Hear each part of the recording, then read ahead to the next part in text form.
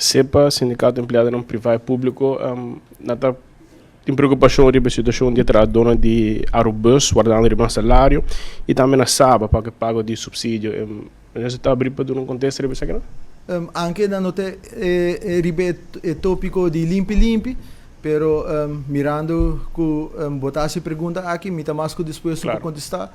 Se me era semana passada, minha cinta com representante de SEPA, com a senhora Magali Brito, caminho que me expliquei a situação amplamente para o que trata tanto Airbus e SABA. No momento na aqui para o que trata SABA, a mesa saiu carta mirando que já na último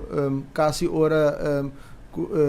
em hora de tarde lá, me recebi carta de diretor pedindo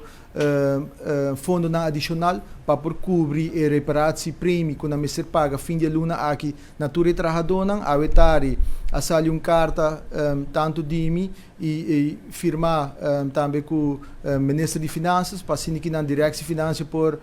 traspassar o fundo aqui passava por cumprir com o reparar prêmio para o que trata de trabalhadora de SABA e para o que trata Airbus tem diferente passo canando paralelo com o outro e dentro de pouco informação aqui lo mesmo word concretizar tanto que o Raad van Toezicht of Raad van Commissaris de Airbus com gerência e também com o sindicato para que não tem claridade para o trabalhador, pero nós está on top de todos, tanto SABA e Airbus e para o que trata SABA e reparati primi tabai wardo pagado se trabalhador não porta tranquilo me anunciar me declarar isso aqui durante juiz ora que SABA riba governo corte que nos lo cumpre cabalmente com tur e necessidade e premissa de trabalhador e para o que trata Airbus não está nada distinto onde o trabalhador não tem direito onde mister